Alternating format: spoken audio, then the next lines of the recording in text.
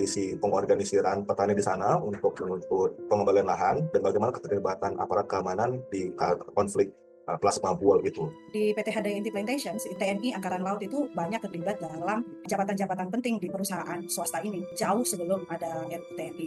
Gerakan buruh dan tani itu dimulai dengan tuntutan Forum Tani Buol. Cukup masif di Kabupaten Buol, itu dimulai sejak adanya perampasan tanah masyarakat lokal oleh perusahaan sawit ketika dia mulai membangun perkebunan sawitnya di Buol. Sekitar tahun 95 sampai 2000 itu masyarakat dihadapkan dengan TNI dan BRIMOB. Berlanjut lagi perjuangan yang dilakukan oleh Forum Tani Buol itu di 2012 sampai dengan 2014. Selama 2 tahun perlawanan yang dilakukan oleh Forum Tani Buol ini cukup keras. Mereka bahkan melakukan pendudukan di pabrik pengolahan sawit atau di mills milik PT Hadaya Inti Plantations. Saat itu pernah ada pengerahan 700 aparat TNI Angkatan Darat itu bahkan didatangkan langsung dari Kalimantan untuk menghadapi aksi yang dilakukan oleh masyarakat yang menuntut lahan-lahan yang ditanami oleh PT HIP di luar HGU.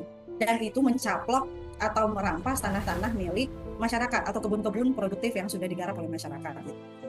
Di tahun yang sama, di 2012 sampai 2014 itu ada gerakan buruh yang saat itu kan untuk menuntut hak-hak normatif dia sebagai buruh. Waktu itu memang yang paling keras melakukan perlawanan itu Serikat Buruh SPBS. Bahkan tidak hanya menghadang aksi buruh, mereka juga melakukan penembakan itu bersama BRIMOB terhadap buruh-buruh yang saat itu menjadi koordinator aksi. Berlanjut di tahun 2021 sampai 2025 itu ada gerakan yang dibangun oleh masyarakat petani PT Hadaya Inti Plantation, bisnis besar yang membangun perkebunan sawit dengan bermitra dan memanfaatkan kebun-kebun atau tanah-tanah milik masyarakat lokal maupun masyarakat trans. Selama belasan tahun sejak kemitraan ini dibangun, tidak ada hak yang paling dasar dari kemitraan itu sendiri soal bagi hasil itu tidak diberikan kepada masyarakat secara adil, bahkan ada yang sama sekali tidak mendapatkan. Mereka dilimpahkan utang mencapai triliunan rupiah, kemudian mereka juga mengalami perampasan hak atas sertifikatnya. Jadi sertifikat tanah dia dirampas untuk sebagai jaminan di bank, yang dari bank itu kemudian dirampas lagi oleh PT HIP.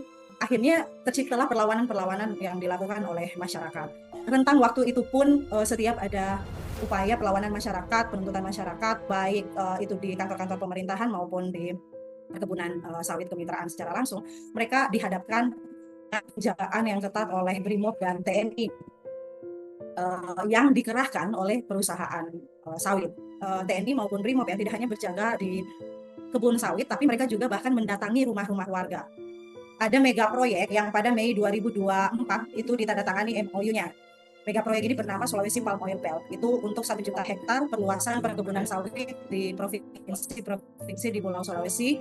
Untuk di Sulteng sendiri itu rentang waktu 2022 sampai 2023 sudah ada sekitar 9.600-an hektar hutan primer basah dan 2,2 juta hektar tutupan pohon hilang. Yang itu tidak hanya soal kerusakan lingkungannya, tetapi juga beragam konflik agraria tercipta, termasuk akses-akses terhadap air sungai dan irigasi di persawahan masyarakat itu terganggu, termasuk yang kami alami di Kabupaten Buol. Juga sumber-sumber air bersih yang bisa masyarakat dapatkan itu juga sangat sulit saat ini, termasuk yang terjadi di Desa Winangun yang itu memang desa yang dikelilingi oleh konsesi air. Bahkan yang lebih parah adalah kami menjadi buruh di tanah-tanah kemitraan yang itu tanah milik kami. Karena memang perampasan hak ekonomi yang sangat masif lewat program seperti revitalisasi perkebunan, lewat kemitraan inti plasma misalnya.